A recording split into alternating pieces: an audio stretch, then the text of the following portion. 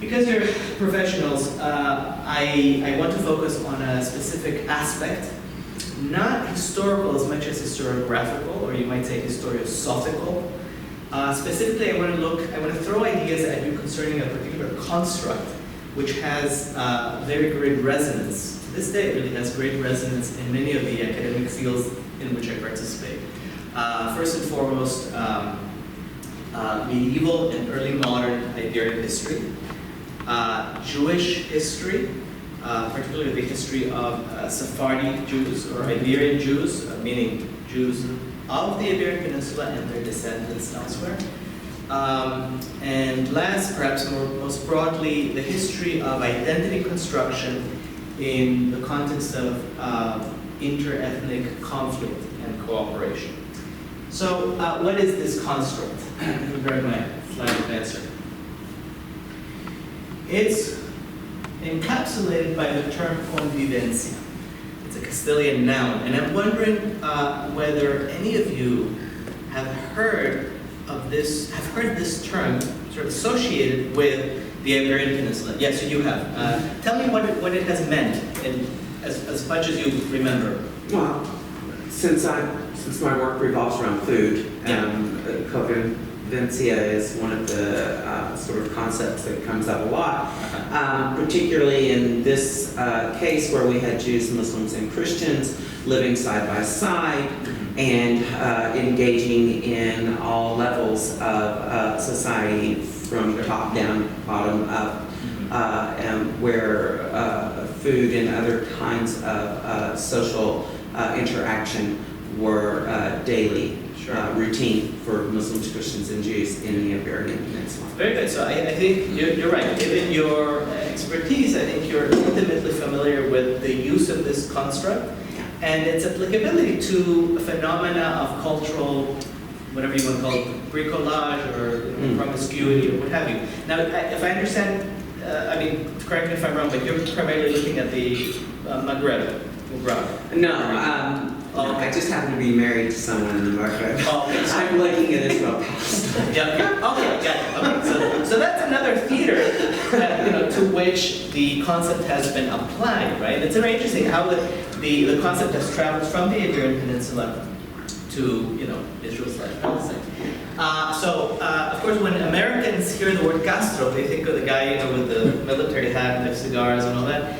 When Hispanics like me hear the word Castro, we think of this fellow here, who coined the term convivencia. I mean, he didn't invent the word, but he applied it first to Iberian history. His name was Americo Castro. He was a liberal philologist. You might say an early practitioner of what we would now categorize as cultural history. So what did he mean by convivencia? Okay, to the best of my knowledge, there's not one place in which he defines the term succinctly, but he does sort of drop hints here and there so that you can create something like a picture of what he means. And I'm sorry, I forgot to distribute this thing. It's basically a copy of some of what I'm going to show you here, so you can follow along. And I apologize for the size of the print, the small size of the print. But anyway, just in the interest of time, let me focus on a couple of his conceptualizations. Number one. The Castilians and Aragonese were neither Visigoths, nor Romans, nor Celtiberians, because the collective dimension of a group depends upon a social form and not upon a biophysical substance, latent and enduring. Okay, now like many people of his generation, and this man who died in 1972, Castro, I think, was trafficking in a great deal of essentialism. He was trying to figure out what made the Spaniard, what was characteristic of the Spaniard. Fair enough. But in this instance, I think he's arguing against the tendency of some of his contemporaries, particularly people working within Iberia, to embrace racist concepts of identity. And so, in that sense, he was, you might say, ahead of his time, right? He was trying to say, well, look, there's no physical essence that we look for to understand culture. And what does he mean further? How long will books give currency to the humbug of Al-Andalus as a Spanish country with a surface varnish from the Orient? All right, so don't rely upon notions of essential identity. Rely upon historical evidence of cultural, let's say, encounters, cultural, intermingling. In this case, he's making a very strong statement that you might consider, I don't know, like Saidian Orientalism in reverse, right? The Orient is not foreign and exotic. The Orient is an integrating force, and it is ours. It is integral to who we, the Spaniards, are. Furthermore, the peaceful coexistence of the three castes, Muslim, Christian, and Jewish in medieval Iberia, brings us in direct contact with the key problem of an authentically Spanish history. Okay? Here we see the nod in the direction of essentialism. Something is authentic or inauthentic. Regardless, what is, I think, more important is the notion of peaceful coexistence of three distinct groups.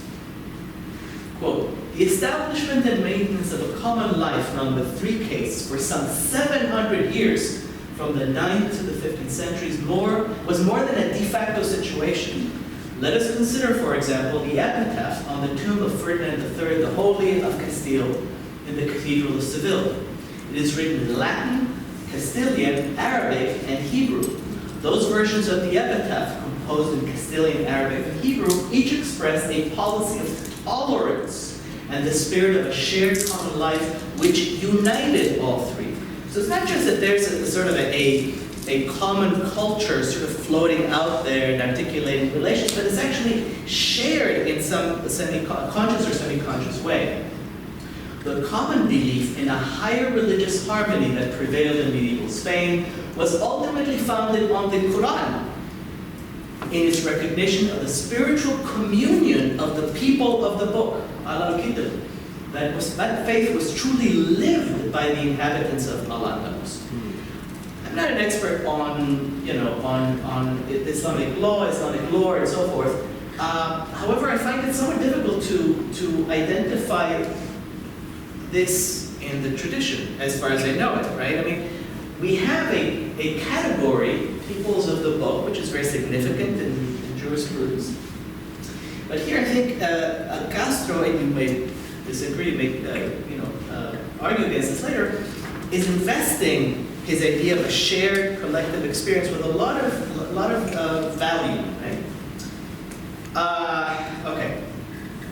Semitic peoples, this is the last paragraph, Semitic peoples deeply affected the vital structure of the forms of conduct of the Christians of the North.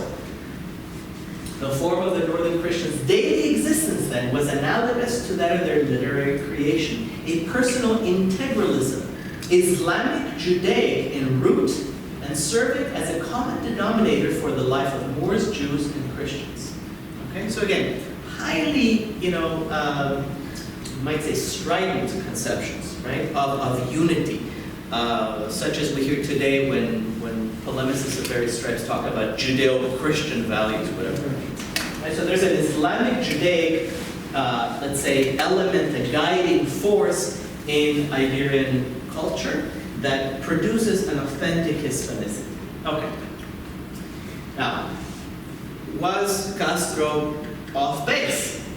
Well, that's of course in the eye of the beholder. I can tell you that he wasn't being arbitrary. I think he read texts such as this one. It's a poem by an Andalusian Sufi, in which he, the Sufi that is, articulates a very interesting vision of himself as a spiritual person. And this is also on your handout.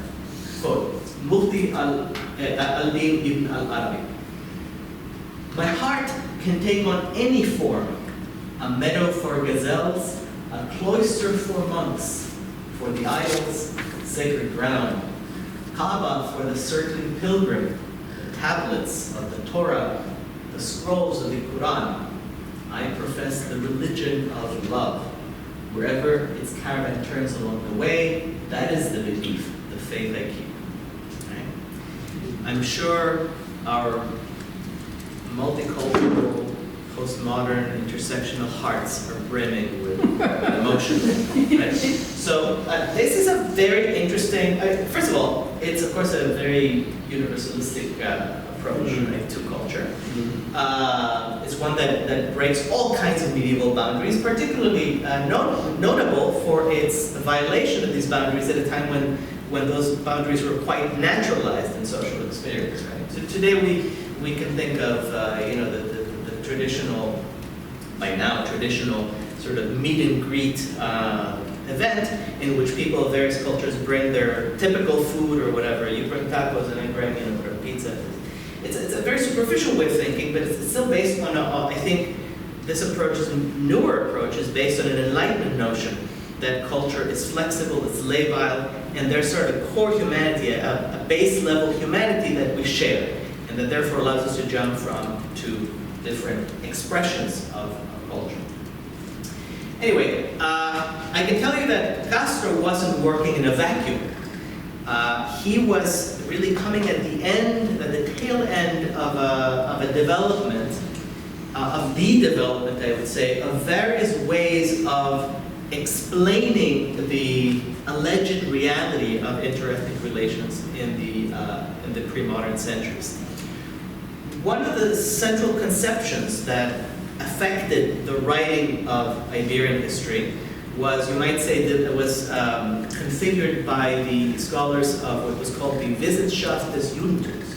These were predominantly, German Jewish semi-professional or paraprofessional scholars, people who couldn't realistically expect to be employed by German universities, who were in many ways, whether they were politically emancipated or still politically unemancipated, were arguing for a certain kind of social integration and, in an Enlightenment vein, for progress of the spirit, especially the Jewish spirit, such that it could reach a kind of apex of trans-cultural development.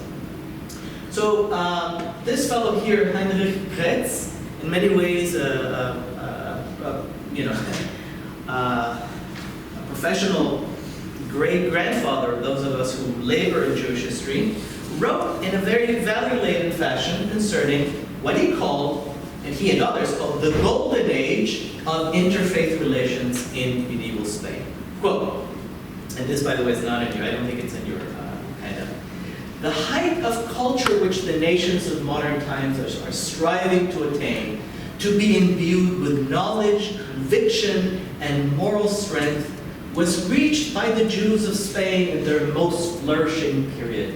No wonder, then, that the Jews of Spain were looked upon as superior beings by their uncultured brethren in other lands, France, Germany, and Italy, and that they gladly yielded them the precedence which had formerly been enjoyed by the Babylonian Catholics. I don't want to get into this too much, but I can tell you just in an offhanded way that just about every word in this little excerpt is, to my mind, arbitrary. It's at least not supported by anything remotely historical.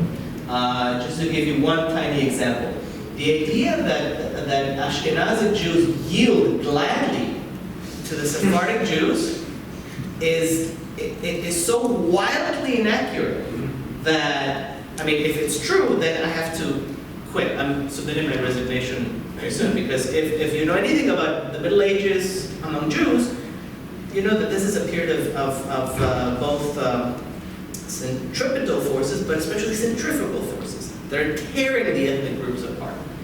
In any case, you see, I think, the heavy-handed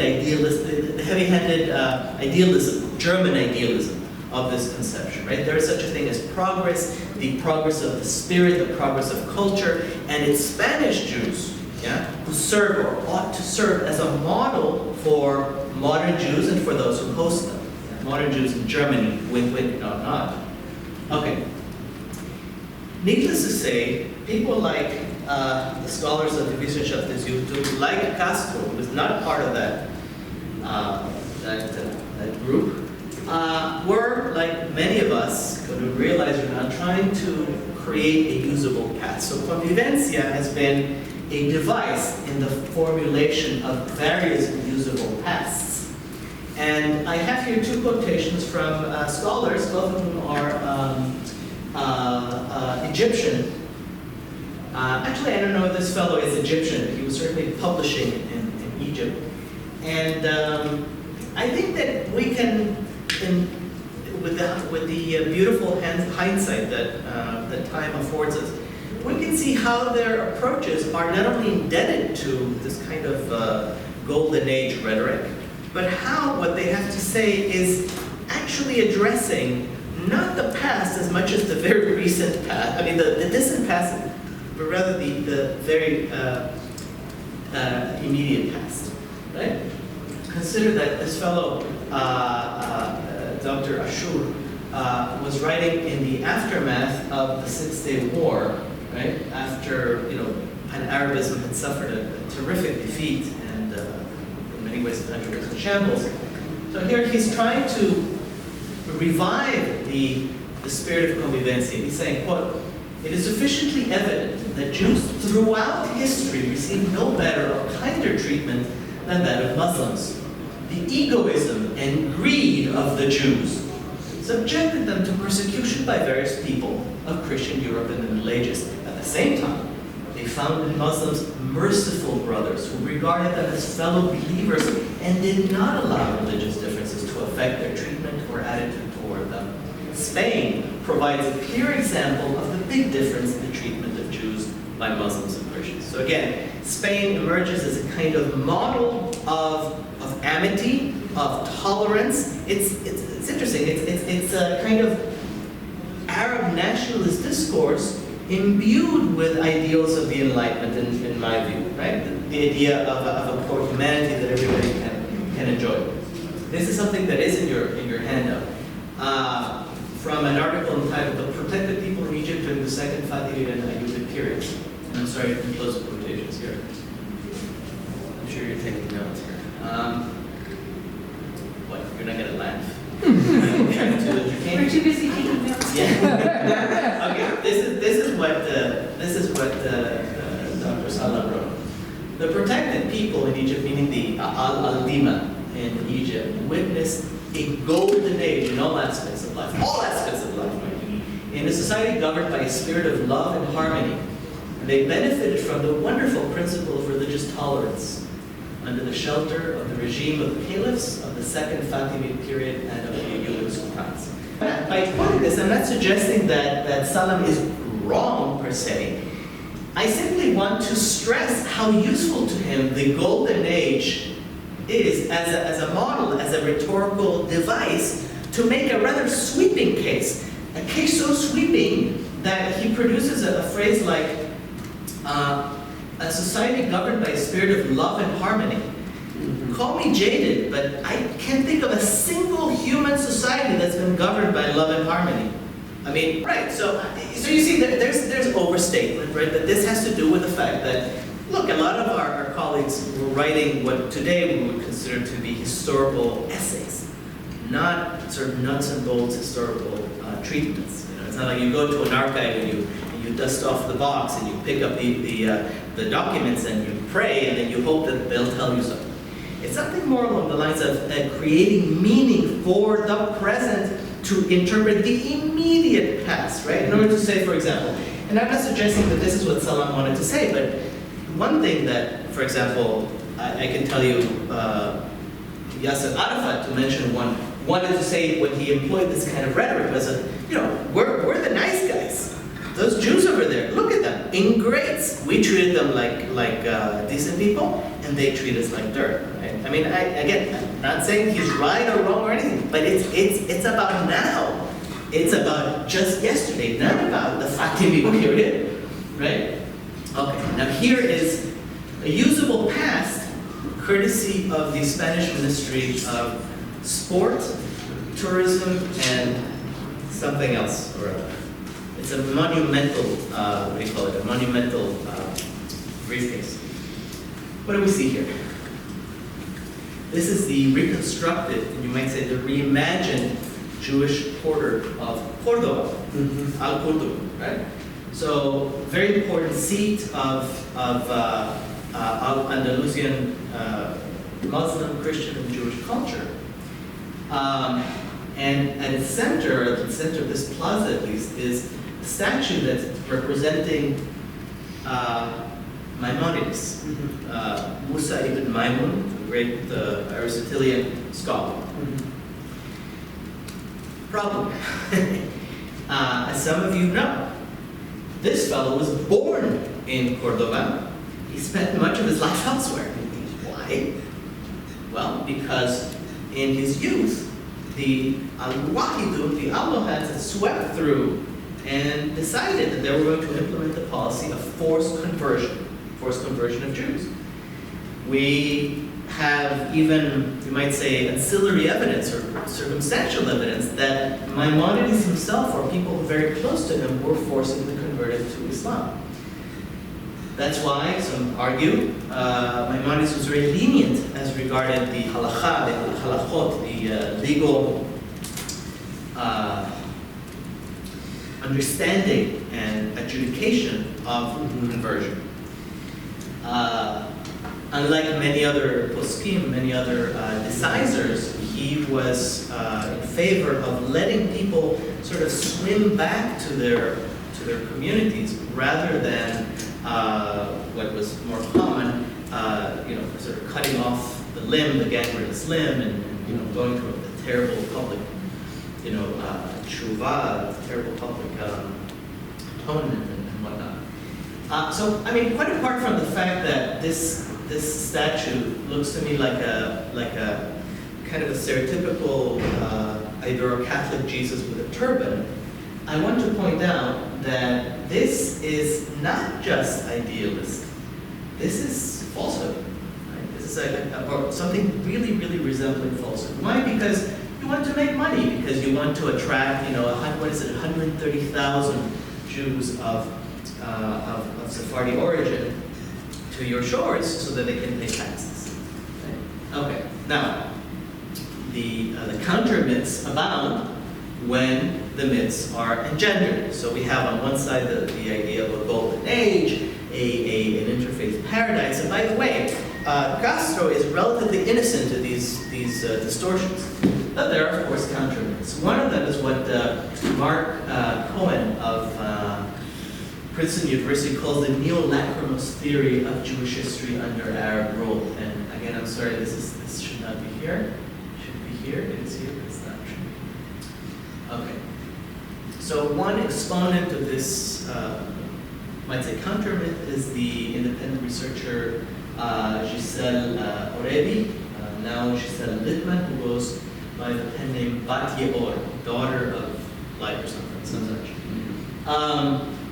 She places her emphasis on suffering, on what the old scholars of the Wissenschaft des Judentum considered to be essential about medieval Jewry, suffering and learning.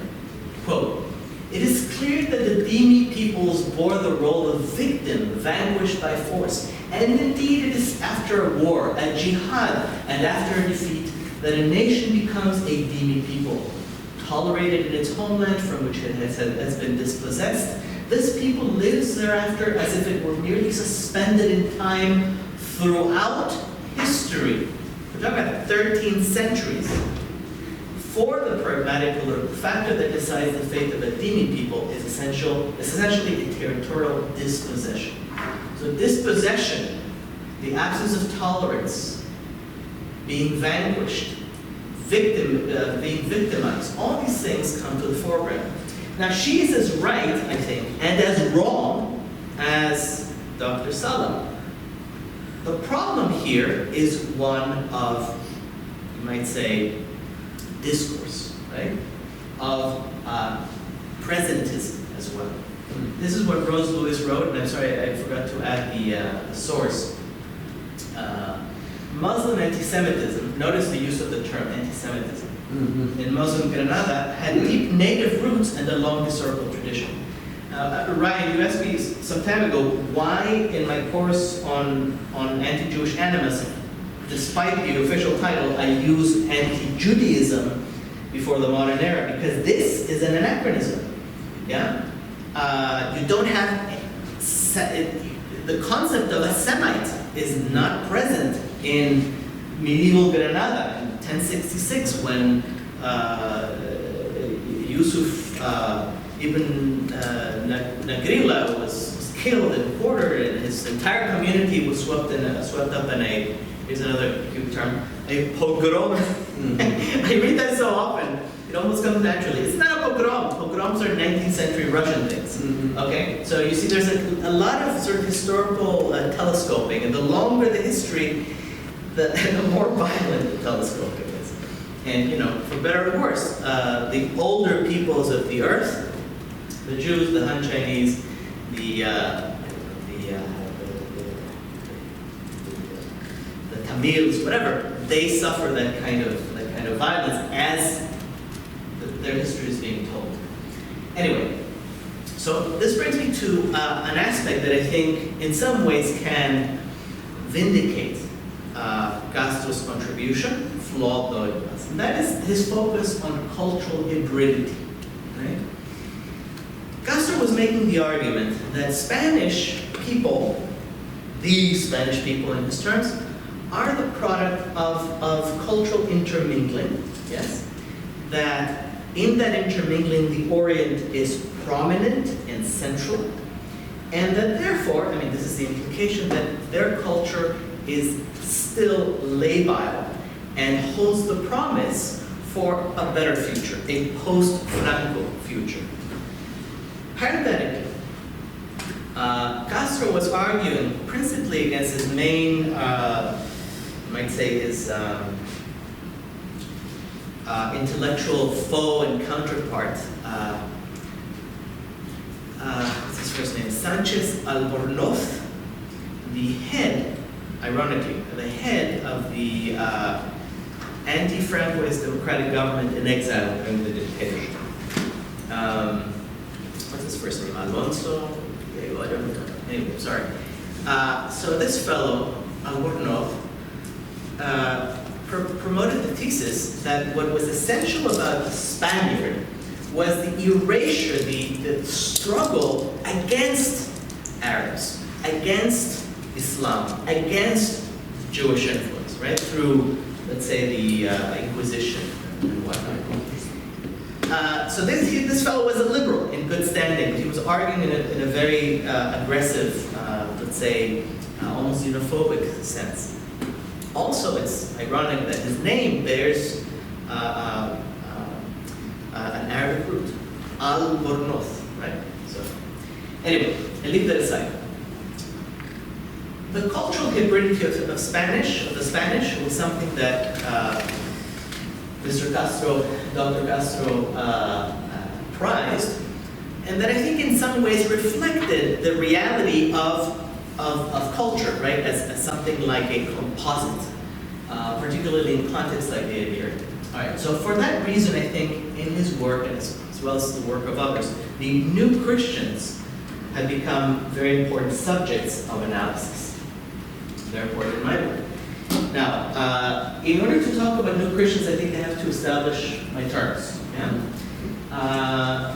New Christians, in the most immediate denotation, means those Christians who are used to not be Christians and who are not Christians. Yeah? In the documents from, let's say, from the 13th century to the 19th, the new Christians are called that. They're also called Judeo-conversos. Nowadays, the preferred term among the scholars is conversos, right? But I think that's wrong, and I'm guilty of using this term too much. I think the term should be Judeo-conversos. Now, up until about the 70s, maybe the early 80s, this term was the preferred technical term, marranos, and that's a pejorative term. Allegedly, it was leveled against new Christians, against former Jews, right? By those who hated them. Marrano simply means swine. There are a lot of sort of, different etymologies. I don't believe them. I think marranos is basically what most intended when they said marranos.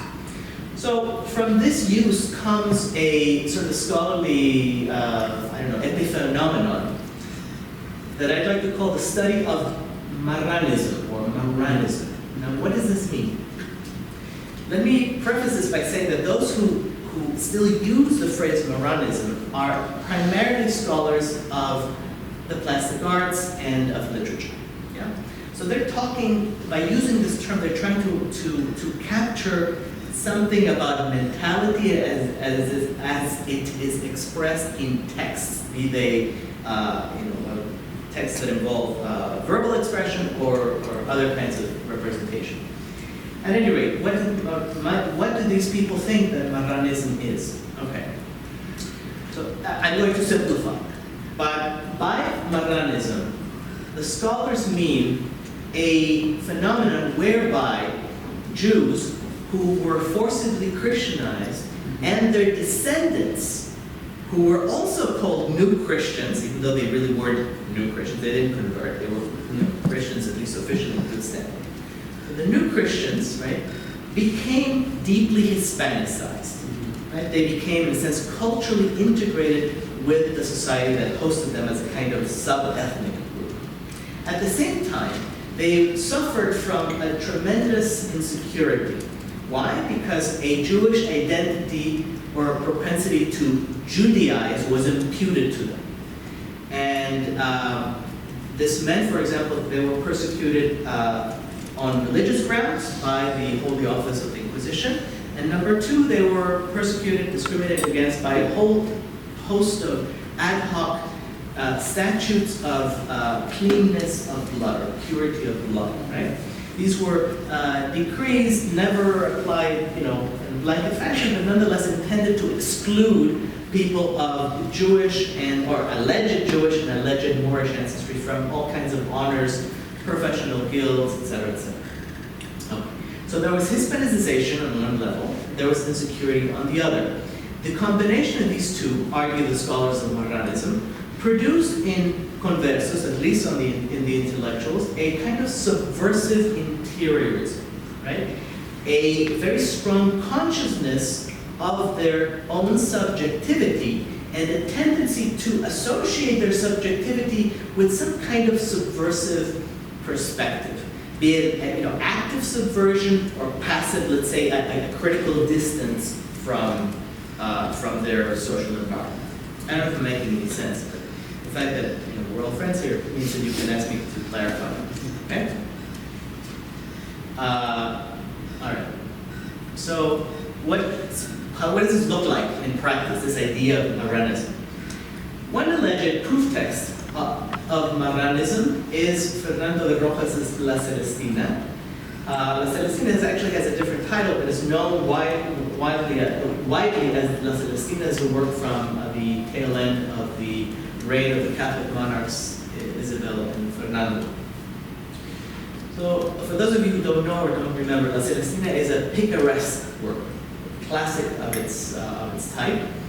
It involves the ill-fated, I don't want to say love affair, the ill-fated relationship between a boy of noble origin, Callisto, and his would-be girlfriend, Melibea.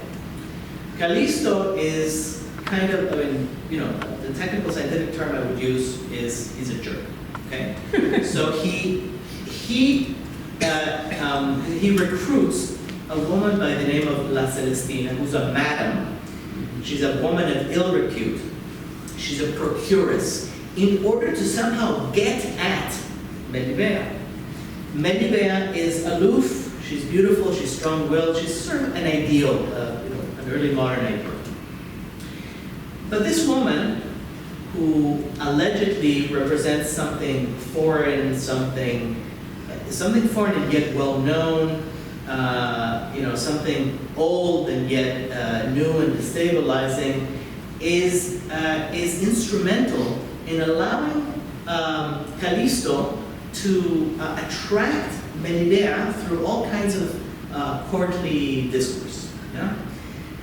But in many ways, the work is a critique of courtly discourse, much as, let's say, Don Quixote later on is a kind of a meditation on the on the end of the courtly era, of the courtly culture. So what Callisto wants to do is to take this young woman to bed, right? But the language that is being used is the language of courtly love.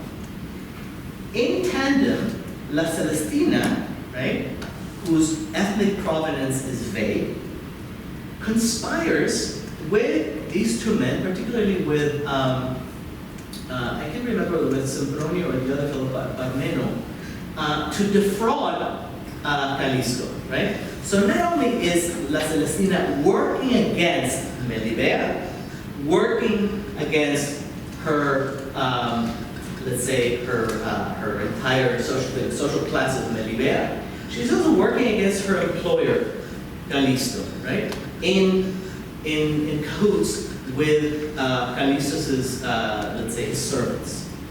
So it's subversion wrapping up other subversion. Long story short, and I'm sure I'm not gonna spoil the work for you. There is no match. The young man gets on a ladder, much as Romeo wishes he had done. He falls from it, dies. Melibea is so distraught that she falls to her death as well. Therefore, it's called a tragicomedy. This is, I think, the earliest use of the word tragicomedy, la tragicomedia of Callisto and Melibea. Okay. So La Celestina is supposed to be emblematic of this kind of, critical detachment, an attempt to subvert society from within in a way that is both well known because she fulfills a very important function in society. She procures, sex for people, and in ways that are, of course, subversive in relation to the good values of a Catholic society, a good Catholic society. So, where does that leave us? Is this example, is this kind of analysis a strong, a viable approach to cultural hybridity? I think not, okay? I think this is cultural history badly done. And with this example, I'd like to segue into a discussion of how let's say the inheritance of convivencia, the inheritance of certain ideas of a cultural bricolage have, in a sense, brought forward to us very, very current problems of the use and misuse of cultural history. Okay. I've already discussed, number one, the danger of presentism. When you're doing cultural history, you have to, I think ideally, you have to be detached. You have to detach yourself as much as possible from current concerns, right? Standard, it's methodological training 101 for every branch of school as far as I'm concerned, or it should be. Yeah? You can't talk about today.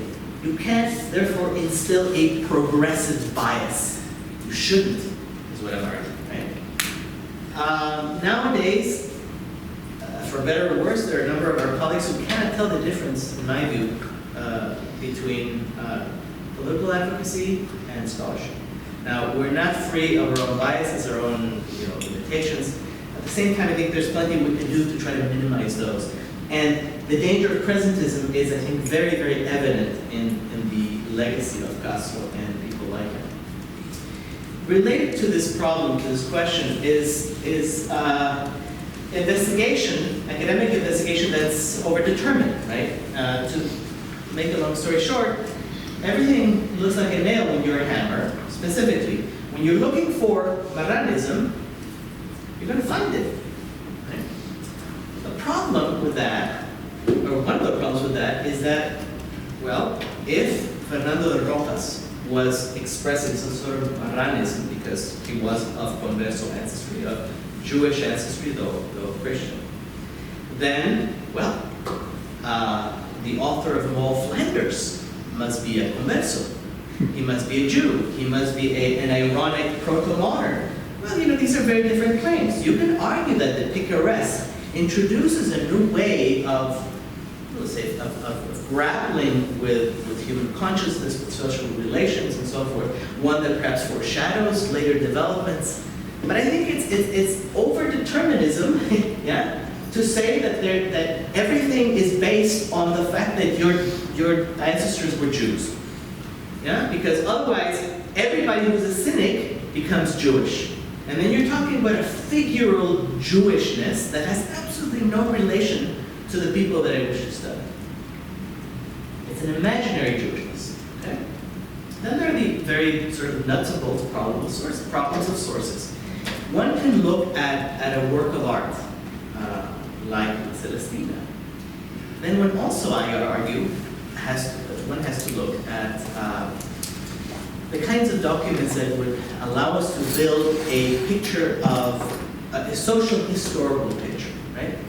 And in my field, the available evidence comes principally, not exclusively, but principally from the archives of the Holy Office. These archives are notoriously opaque. Why? Because we're talking about, part of the repetition, overdetermined investigations. Right? We're talking about a legal system that presumes the guilt of the accused. We're talking about a legal system that does not acknowledge that let's say, the right of a defendant to know the identity of his or her accusers. We have, needless to say, a lot of rich evidence of identity within the inquisitorial dossiers. But we have to treat it with a great deal of care. And I argue, once one does that, it is possible to see that imaginary representations, symbolic flights of fancy, do not suffice. More importantly, I think these documents point us in the direction that I'm about to go to. But I want to add something before that, and that is that, Castro, Heinrich Graetz, and other people like them were trying to prescribe something, ultimately. For them, it wasn't very clear. Perhaps it was, but to us, it certainly is clear. They were trying to judge reality in moral terms. What we need is a rich descriptive vocabulary so that we can analyze history without imposing our own biases upon it. Now, I mentioned the problem of the documents. In this case, I focus on inquisitorial documents because these are my favorites. There are other documents that are problematic. What I think they show is that scholars tend to underestimate what collectivity, historicity, publicity, conformity, and violence meant in social life before, let's say, the Enlightenment. The conceptual language that scholars tend to use, especially cultural historians, hinges on the goal of explaining natalité rather than functional relations between people. So when we talk about just to be more concrete here, when we talk about the Iberian Peninsula, the era of coexistence, we have to talk about commensality, the commensality of what some sociologists call micro-societies, rather than, something like Vulcan melding or kumbaya, whatever is desirable for us. What do I mean by commensality of micro-societies? Micro-societies are essentially like, let's say, the classic French estates of the Middle Ages, of the Central Middle Ages, right? The nobility, the peasantry, the clergy. These are distinct juridical groups, distinct sort of mini polities. They function in relation to each other through services. One provides services for the other. And of course, Jews are a micro-society as well. What do they provide? Well, they can provide material services, they can provide ritual services, they can provide manufacturing, trade, whatever the case may be.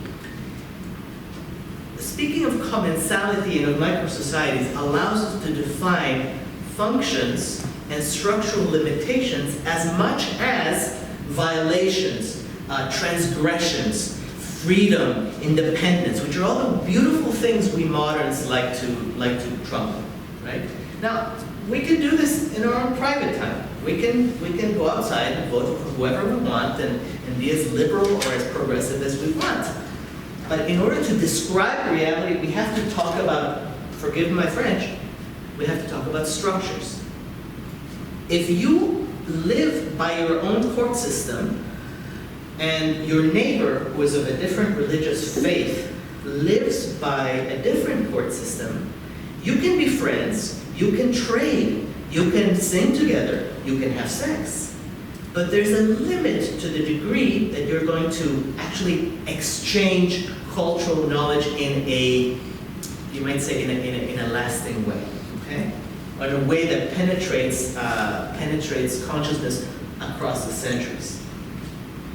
Now, my key example is to show you the problems that I'm trying to sketch here, and I don't think I'm being particularly lucid, but so be it. My key example is the notion of crypto-Judaism. Okay? So what do I mean when I suggest that many scholars today underestimate collectivity, historicity, violence, conformity, publicity, etc.? Right. So for years, I've been reading academic works which make reference to crypto-Judaism, secret Judaism, something that conversos, new Christians, Judeo-conversos, allegedly did practice thought. Okay? Fine. We can talk about the evidence that the inquisitorial documents furnish to make a judgment about secret Judaism, and so on and so forth. We can just go to town with it. We can also hold our horses and ask ourselves, what the heck do we mean by crypto-Judaism? What do we mean by crypto, and what do we mean by Judaism? Okay? Drum roll, please. There is no such thing as Judaism that is not collective, that is secret, that does not hinge on a certain degree of social conformity, and that is not at its base historical. Okay? What do I mean by that? Let me start here. Jews do not have the concept of Judaism until maybe the 19th century. Judaism is a Greek word, something that Greek empire builders introduced in order to taxonomize the universe that they were conquering. The way of life of the Judeans. Nowhere in the classic sources of the Jewish people is there a single reference, not only to Judaism, but to religion. It's not a religion. The modern Hebrew term for religion actually has a more ancient meaning, which is something like decree. So what am I saying? I mean, am I exaggerating? Yeah, perhaps I'm exaggerating, right? Because you can say, okay, within the culture of the pre-modern Jews, there are aspects that anthropologists can legitimately call religious. Ideas about the transcendent, concepts about God and worship and you name it, right? At the same time, when you say that conversos are engaging in crypto-Judaism, you're avoiding a lot of historical, ground. You're saying that when, let's say in the Hebrew Bible, you have the notion of a covenant between God and a specific people, that covenant has got to do with faith or with belief. Yeah? In other words, you're defining Judaism as Westerners define a religion. Well, I'm sorry, that's ahistorical. That's as anachronistic as pogrom in the 11th century, or what was the other term we agreed is, or anti-Semitism. Yeah, anti-Semitism, exactly. It's not part of the mentality, right? Speaking of mentality. So Judaism is historical. Why? Because the covenant occurs in public. And the people in the book of Exodus, the book of Deuteronomy, accept it openly, and they don't say, oh, let us consider this. Okay, we think on the basis of the aesthetic value of what we're being presented with, on the basis of its philosophical value, we think this is the best choice. They simply say, we will do and we will follow. Okay? This is their collective choice. Jewish communities in a pre-modern society were, you might say, were polities. They had their own school system, their own court system, their own social welfare system, and so forth. So it is impossible to be a Jew secretly. It is impossible to be an atomized Jew, because it's not about what you believe, it's not about a theology, it's about the social setting, it's about social practices. By the same token, violence means something very different. Now, one of the one of the main contributions of David Nuremberg to the study of medieval Jews in Iberia is that violence has a place, and you might say a constructive, somewhat unexpectedly, a constructive place in the social world, not only of Jews, but of Christians. Violence can be ritualized, it can be scheduled, it can be, you might say, it can reaffirm order, social order. It's not as spasmodic or as destructive as the kind of violence that dictates, okay, this group of people must be, expelled, must be destroyed, etc., etc. You have a kind of violence that we perhaps see as horrible, as characteristic of a lachrymose picture of history, but which in fact is part and parcel of social relations. Okay? So crypto-Judaism tends to fall away. The history of the conversos, yes, does give us reason to think in terms of cultural hybridity and different mutations in self-perception. But it certainly forces us, I think it should force us at least, to use language that is not going to prescribe things. It's not going to prescribe that Jews observe Judaism. It's not going to prescribe that a far away, long ago society is harmonious. What was the phrase? A society governed by harmony and peace, or something like that. Love and harmony. Yeah, love and harmony. Peace and love. All right. So anyway, I hope you have found this reasonably stimulating. I feel myself sort of running out of steam. So I'll leave it at that and let you sort of throw eggs at